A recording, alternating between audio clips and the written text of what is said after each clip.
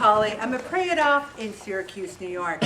One of the things we've been talking about a little bit more this session is not diets, but life plans. And part of life plans is to mix up the foods, because if you eat the same old, it can be quite deadly. And people who eat a unmixed up diet tend to be obese, and they tend to gain more weight. Variety truly is the spice of life and the spice of health. So I'd like to direct everyone's eyes to the back of the food log. First of all, I always write on the pedo group prayer time, like what exercise did you do last week and what recipes did you try. And I think the group is to talk about these things. Many of the topics are so in-depth you don't get to those, but I always think that it's nice to share. Like I noticed on Judy's log tonight, she had pepper soup. And I'm like, pepper soup? What is that? So I said, bring me in the recipe. And so we tried the lemon garlic fish, the recipe I gave out. I didn't want to marry it, but I'm not a lemon person.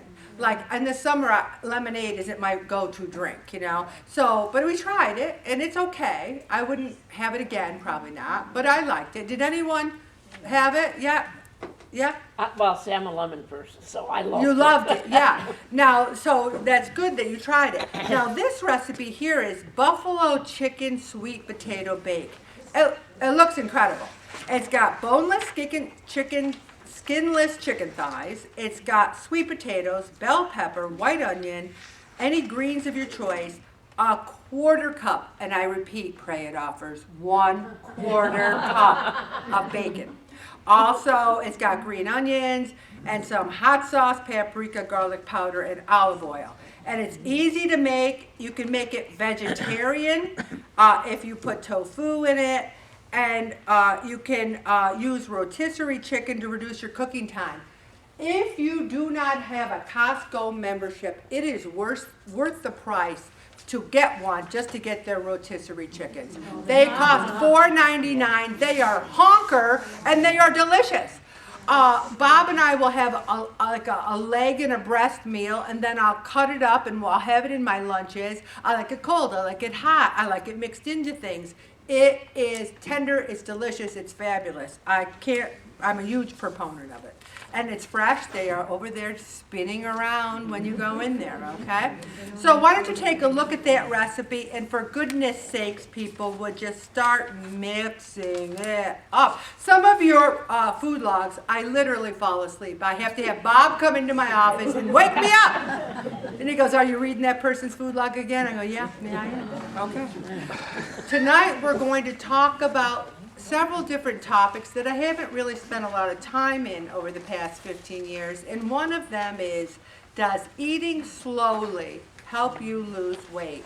And there's a simple answer to that question, yes or no. And the answer is yes. Yes, it does. And the thing is, slow eaters, eating too fast can cause weight gain. They're 115% more likely than slower eaters to be obese. They eat more, they don't know when they're full, they don't chew their food carefully, and it doesn't process well. Eating slowly helps you eat less. And ever notice when you go out to dinner with friends, not your husband, because I've been in restaurants and I've seen couples eat dinner never saying one word to each other. I'm like, are they married or did they just run into each other in the lobby? Bob and I can't shut up. And believe me, he talks too. He does. But the thing, a little bit. But the thing is, ever notice when you're in a restaurant that you eat slower? That the food lasts longer, that your meal in a restaurant can take an hour or 45 minutes, whereas your dinner at home in 10 minutes you're done, you know? So you talk with someone, and if you don't have someone with you, you know, you can pray, you can just concentrate on the texture of the food and eat mindfully. When you're eating, your appetite and calorie intake is all related to your hormones. And there's a hormone called ghrelin that controls your hunger, God bless you, and it releases the fullness hormones. If you eat so fast, you don't even give your body a chance for that hormone to kick in. And all of a sudden, you're not just full, you can barely move, you're so full. You're like, oh, what happened? It's because you finally realized you were full because you didn't get that signal because you ate too fast. The process takes 20 minutes. No meal should take less than 5 minutes. And you try to increase the time. Set your utensils down. Don't eat in front of the TV. Don't eat mindlessly. There's so many. And it just helps you do those hormones. The chewing promotes you to process that food so that you digest it more, and it just, again, helps you feel fuller. And I'm going to read this whole thing.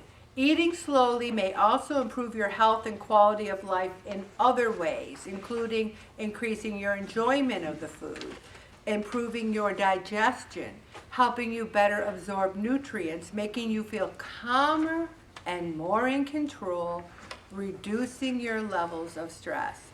Growing up, my mother used to say, no one's going to take it away from you. I mean, we'd be sitting there going, you know? And then we're not starving. Teresa said it last week.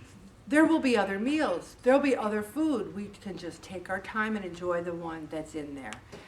Avoid extreme hunger. You know, don't fast for 2 days and expect to eat slow when you have your first meal after that. Chew more. Ever notice during COVID they said to wash your hands to happy birthday? You're supposed to brush your teeth to happy birthday. Some people wash their hands and they're like happy, they're done, you know? And that's the way some people eat, you know, they're literally done in 5 minutes. Chew more. What I used to say to the kids, they'd be eating so fast, I used to say, I'm in no mood for the Heimlich here, you know, because you were afraid they were going to choke. They were eating so fast. Set your utensils down. These foods, vegetables, fruits, nuts, fiber, most people eat an apple pretty slow because you got to chew it. You got to bite it. It's kind of hard to wolf down an apple without choking, truthfully. Same with a salad or vegetables. Drink water. You have a sip of water, you eat something. You have a sip of water. I cannot eat my meal without water. I can't. I have to have it there. Also, look at the clock. Use a timer. Say, okay, Bobby, we just got out of Pray It Off. It's 7:45, which is like midnight for us to eat dinner. Let's see if we can make it to 8:05. And then just see if you can make it to 8:05. Or see what sometimes you don't even know what you eat. Everyone's phone has a timer on it. Don't be scrolling through Facebook. Don't be doing those sorts of things. Take a deep breath. Taste your food. Taste it. So good. Also the texture, the smell. Just be patient with yourself. It takes 66 days for a new habit, for a new behavior to become a habit. So try that eating slower. And I'm going to stop right there, Bobby.